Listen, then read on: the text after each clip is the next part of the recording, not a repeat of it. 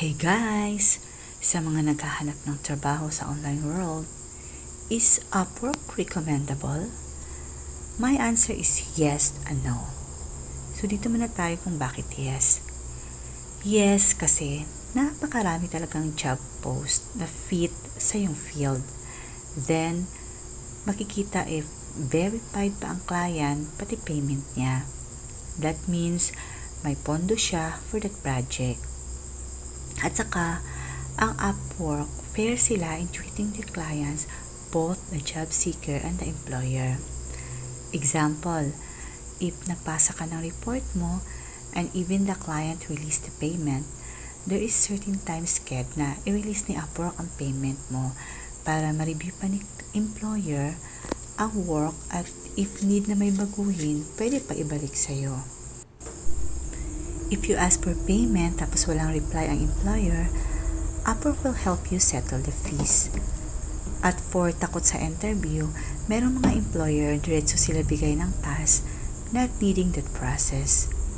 Iilan lang yan sa mga reasons kung bakit yes, Upwork is recommendable. So let's proceed to no. No dahil before you earn, Upwork do. Kasi di ka makapag-apply without spending your own money. Need mo bumili ng connects na gagamitin sa pag-apply. May free 10 connects naman every month pero of course, di yan sapat. Some jobs need only 6 connects but may bidding kaya you need more connects to compete.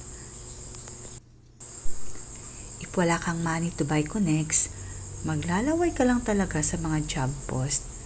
At every payment, meron silang 10% na partido.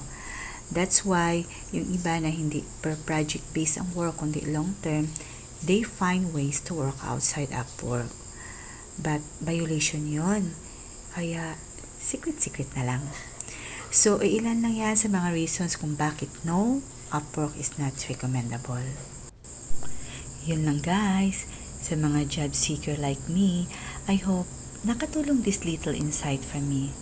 Have a great day everyone and bye for now.